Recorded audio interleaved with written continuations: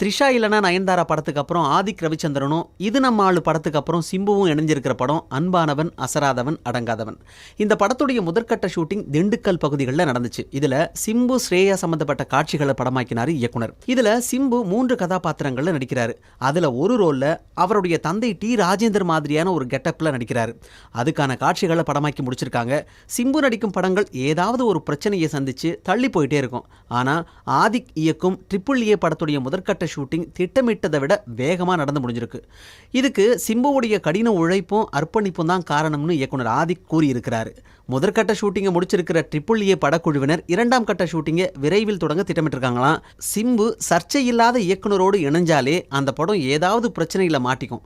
இப்போ சர்ச்சைக்குரிய இயக்குனரோடு கூட்டணி அமைச்சிருக்கிறாரு. இது எங்க போய் முடியுமோன்னு பேசிக்கிறாங்க ரசிகர்கள்.